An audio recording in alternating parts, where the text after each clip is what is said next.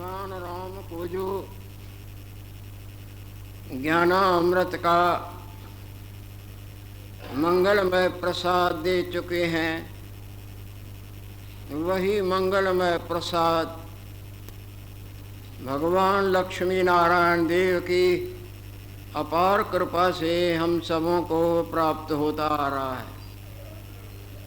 आगे भी श्री हरि देने की कृपा कर रहे हैं। पूर्व का प्रसंग काकभूषण जी महाराज विद्याधर को समझाते आ रहे हैं कि हे विद्याधर, इन युक्तियों के अपनाने से अविद्या कहो, अज्ञान कहो, ये हृदय का अंधकार निवृत्त हो जाता है। अंधकार में ठोकरें लगती हैं, जहाँ अंधकार नहीं वहाँ ठोकरों का कोई सवाल ही नहीं उठता। इस तरह से अविद्या नाश हो जाएगी और तुम परम शांति को प्राप्त करोगे, जिसके लिए तुम हमारे पास आए हो।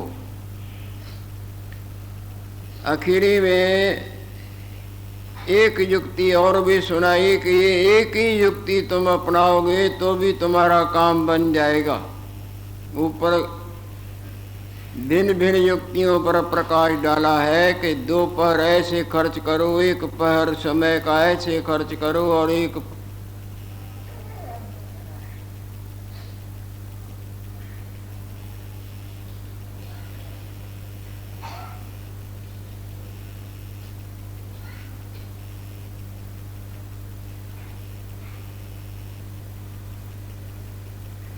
साधु संग और सतशास्त्र विचार, उत्तम पुरुषों का संग और सतशास्त्रों का भली प्रकार विचार करना, ब्रह्म विद्या के, ईश्वर प्राप्ति के विद्या के ग्रंथों का आदर से सुनना और गुनना,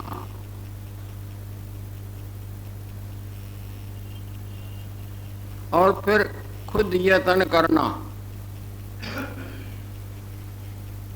इस एक दफे में इसी एक उपाय से तुम्हारे अज्ञान दोष की निवृत्ति हो जाएगी।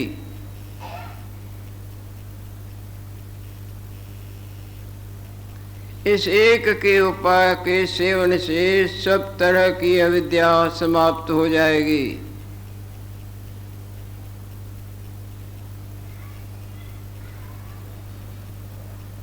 और जब अविद्या का अंधकार निवृत्त हो जाएगा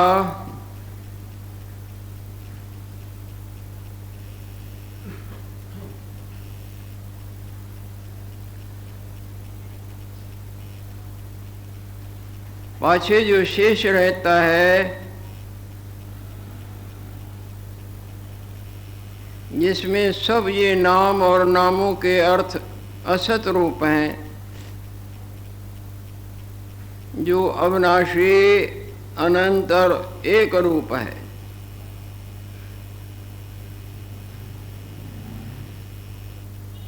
ऐसे मंगलमय स्वरूप में तुम्हारी विश्रांति हो जाएगी।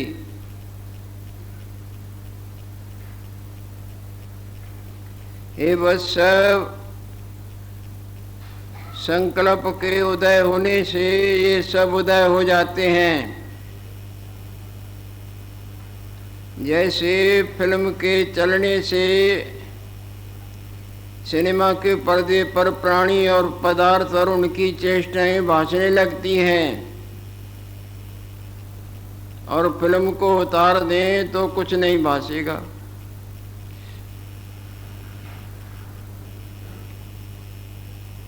जैसे सपने में फुरने के उठने से अपना आप और संसार नजर आता है,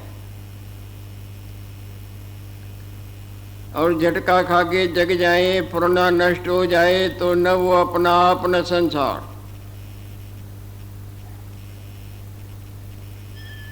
संकल्प के उदय होने से माया भासने लगती है, संसार भासने लगता है, अपनपो और परपो इत्यादि। और संकल्प जब निर्वाण हो जाता है, समाप्त हो जाता है, तब माया ही लीन हो जाती है, जिसमें न हम न तुम न तुम न हम, ये सारा झूठा मामला ही गुम, बाकी जो है सो राया रह जाता है। जहाँ वाणी की और मन की गम्यता नहीं।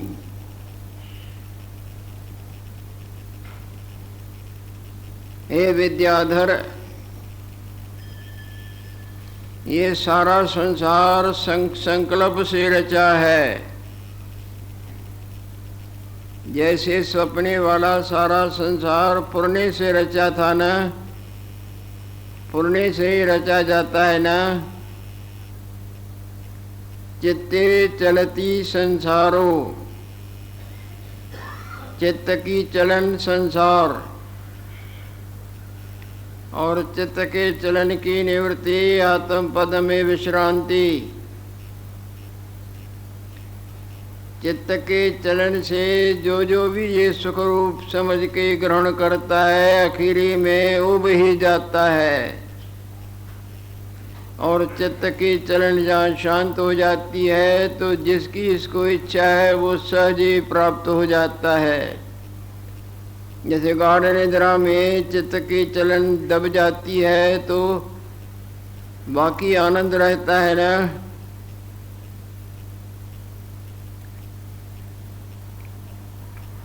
चित्त के चलन की वृद्धि को अशांति, टेंशन, दुख और अनंत कल्पनाओं के जाल में उलझा माना जाता है, देखा जाता है।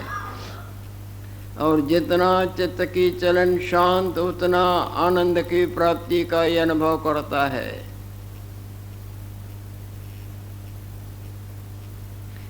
चित्त का फैलाव जन्म मरण का चक्कर दिखाता है।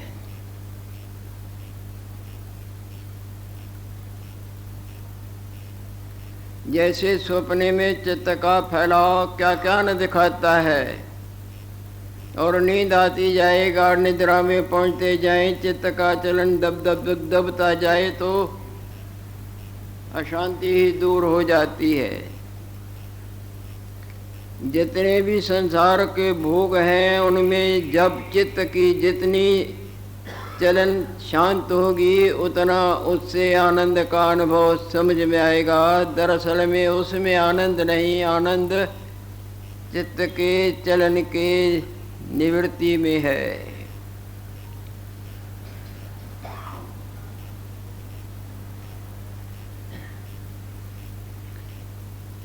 दो पैसे की चीज से भी यदि चित्त आपका फैलाव से छुटकारा पाता है, तो वो आपके लिए बहुत सुखरूप नजर आएगी।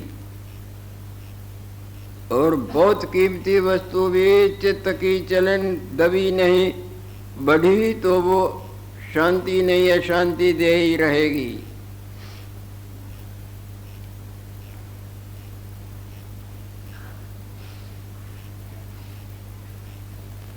हे विद्याधर, यह जगत संकल्प कर रचा है।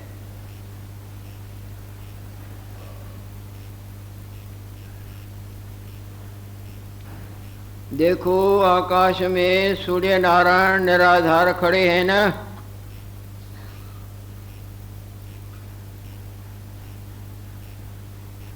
इसी तरह देश, समय इत्यादि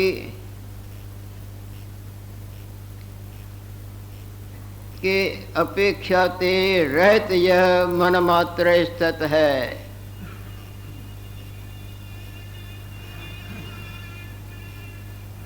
सपने का देश भी, नगर भी, पर्वत भी, समय भी दिखता है, वो संकल्प के ऊपर खड़ा है ना।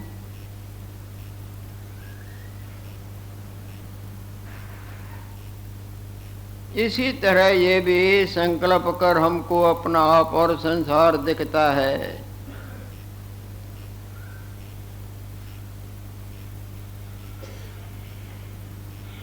गाढ़ निद्रा में संकल्प नहीं तो संसार भी नहीं, न नरक न स्वर्ग न देवता न दैत्य न हम न तुम न बंध न मोक्ष।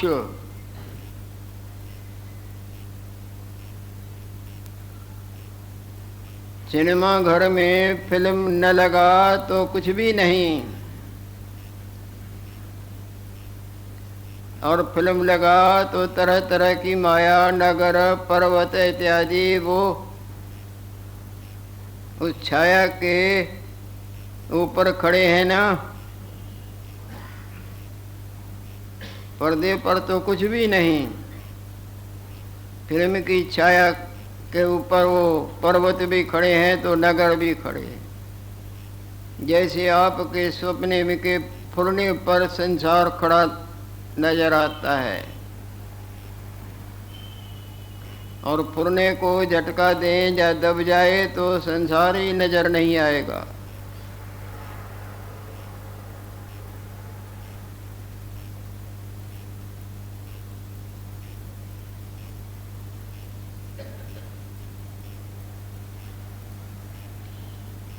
तीनों जगत भूत भविष्यत वर्तमान फुरने करके फुड़ आते हैं, फुरने करके फुड़ आते हैं नहीं।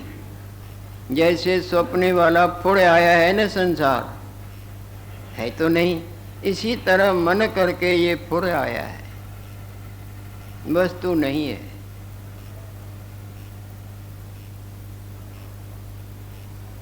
मन के लय हुए लय हो जाता है।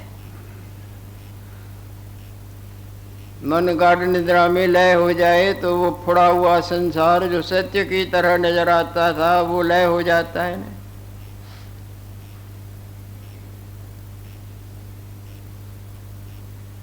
मन ही संसार है। जहाँ मन नहीं तो संसार भी नहीं, बाकी जो है वो तो शांत स्वरूप ब्रह्म परमात्मा जिसको इशारों से समझाते।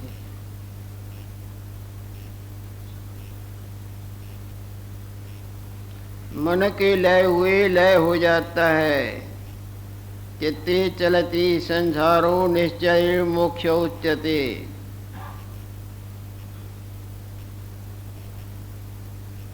जिस तरह सपने के पदार्थ जागे ते अभाव हो जाते हैं, हे विद्याधर,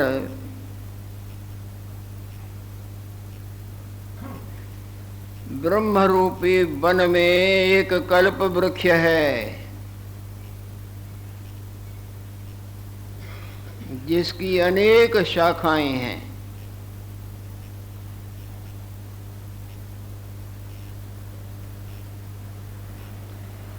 उस वृक्ष के एक शाखा के साथ में एक जगत रूपी गूलर का वृक्ष है।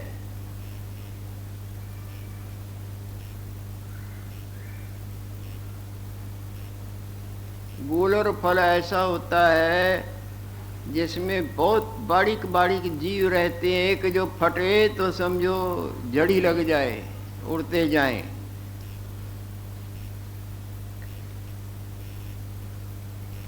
इसकी शाखा साथ एक जगत रूपी गूलर का फल है,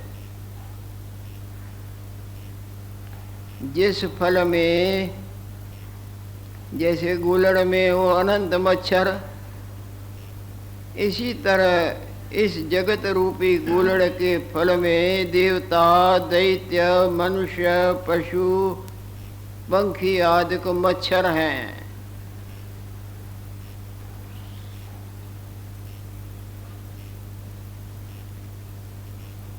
इस विखे देवता दैत्य मनुष्य पशु पंखी आदि को मच्छर हैं। वासना रूपी रस कर पूर्ण है। वासना रूपी रस कर पूर्ण मज्जा पहाड़ हैं। और ये आकाश वायु अग्नि जल पृथ्वी पंचभूत मुख द्वार तिसका खुला निकसने का मार्ग है। जैसे गुलड़ के फल से खुलने पर वो अंदर से निकले, इसी तरह से ये अनंत प्रकार की संसार की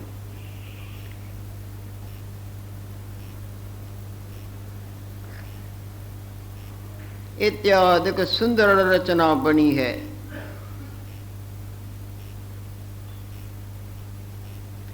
ऐसे फल में त्रिलोकी का ईश्वर इंद्र एक हुआ था।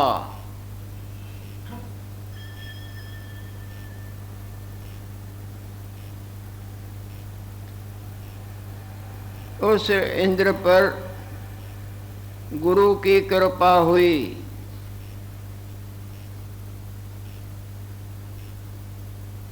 गुरु के कृपा रूपी उपदेश कर तिसका अज्ञान दोष नष्ट हुआ।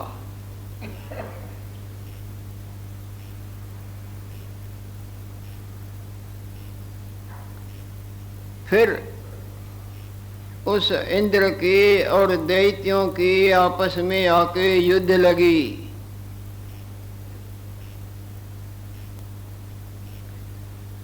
और इंद्र और दैत्य का युद्ध होने लगा। वो ईश्वर रूपी इंद्र अपनी सेना लेके चला, परंतु आगे चल के दैत्यों से वो इंद्र की सेना हार गई और इंद्र भागा।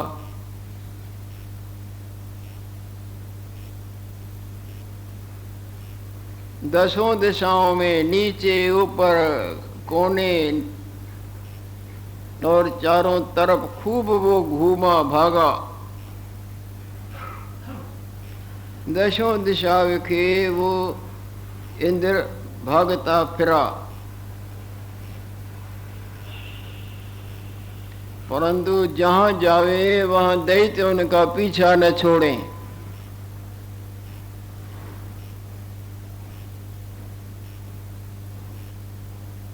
जिस तरह पापी प्राणी परलोक में शोभा नहीं पाते, उनको वहां प्रवेश नहीं मिलता स्वर्ग में, बल्कि नरकों का दंड भुगतान करते रोते हैं।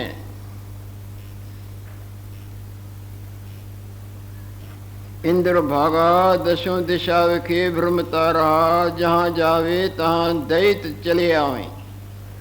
जैसे पापी परलोक विखे शोभा नहीं पाता, तैसे इंद्र शांति को न पाया। जिधर किधर जो दैत्य पीछा करें, कहीं भी टिकने न दें, तो शांति भंग हुई न।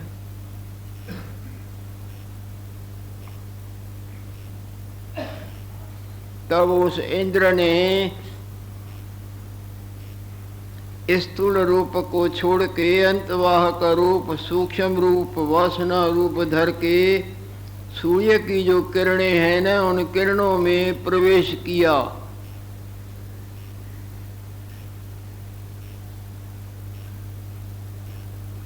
सूर्य की किरणों विखे प्रवेश कर गया। कैसे प्रवेश किया? जैसे भौरा कमल में प्रवेश करके अंदर छिप जाए।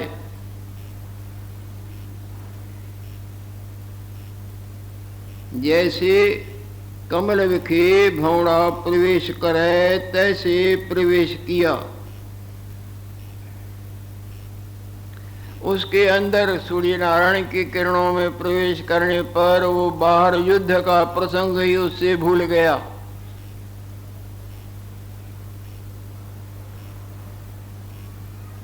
जैसे आप रात को अंतवाहक रूप में प्रवेश करते हैं तो दिन की माया ही मानो गायब हो जाती है।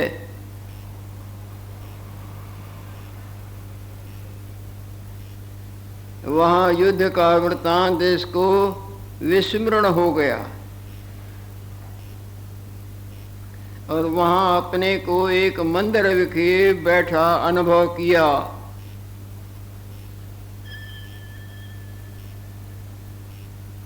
जैसे निद्रा से सपने का संसार भास आता है,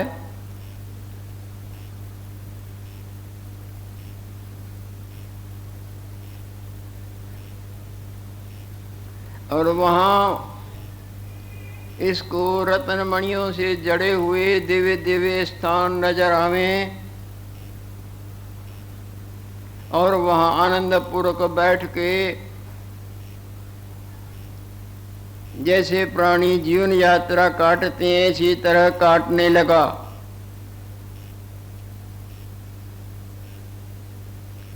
यहाँ रत्नमणि साथ संबित नगर देखा, संबित नगर पुरने का नगर देखा। तिन विखे प्रवेश करत भया, तहाँ पृथ्वी पहाड़ नदियाँ जैसे समुद्र में सब भास, सपने में सब भास आते हैं,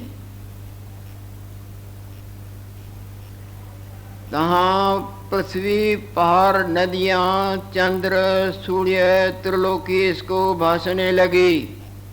सूर्य नारायण की किरणों में प्रवेश किया है, वहाँ इसकी पूर्व की बात ये भूल गई। जैसे सपने में प्रवेश करने पर जागृत की बात ये भूल जाए, वहाँ की सब सच नजर आने लगी। जैसे आप सिनेमा घर में बैठे बैठे बाहर भूल जाएं और वही सच नजर आने लग जाए।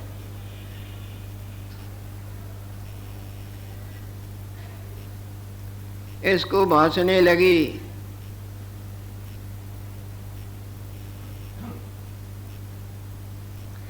वहाँ उस संसार का अपने को इंद्र अनुभव करने लगा।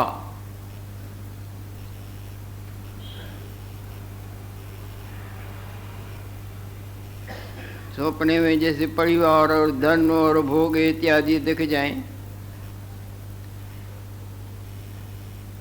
इस जगत का इंद्र आपको देखत भया।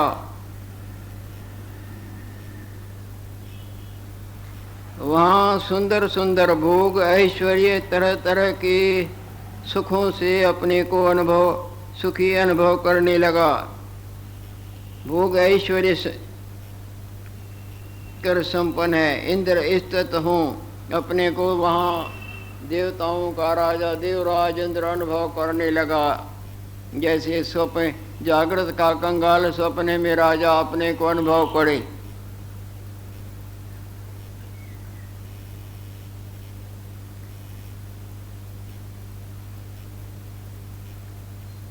जो दिव्य भोग ऐश्वर्य कर संपन्न मैं इंद्र स्थित हूँ,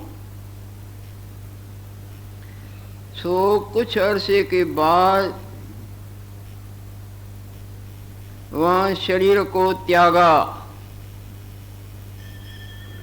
शरीर उसका समाप्त हो गया।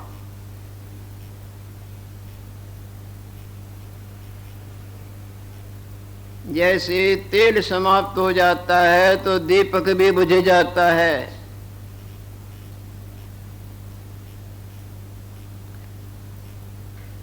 कहते के काल उपरांत शरीर को त्याग के निर्वाण हुआ।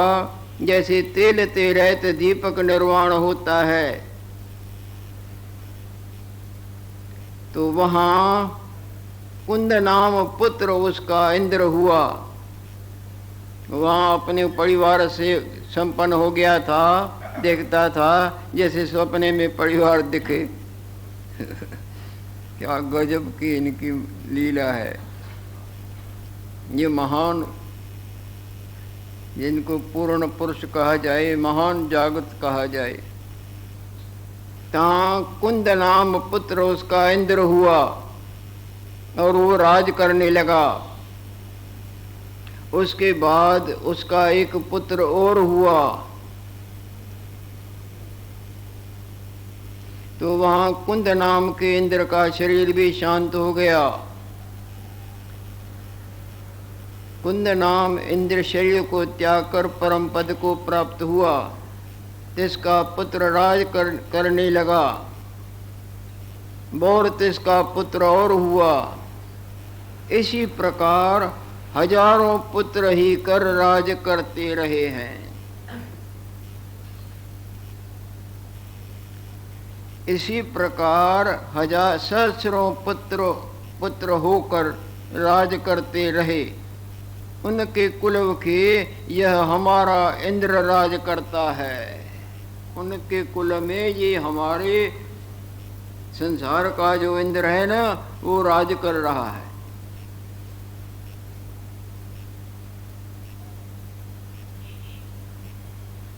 इनकी जो ये उपदेश की लीला है, मौन को भी मौन करा दे। जिसको मौन कहा जाता है नहीं, उसकी भी जड़ उखाड़ के फेंक दे।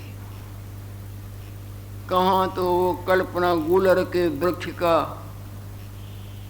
एक मच्छर और वो हुआ इंद्र, और फिर दैत्यों से लड़ाई और भागा सूर्य नारायण के किरणों में, और वहाँ अपना राज देखने लगा, और परिवार और पुत्र वहाँ गया, उसका पुत्र राजा हुआ, वो मरा, उसका पुत्र राजा हुआ, उसको वो मरा। इसी तरह हजारों इंद्र खत्म हो गए। और आज जो ये संसार का इंद्र है, उनके कुल का हमारा ये संसार का इंद्र है।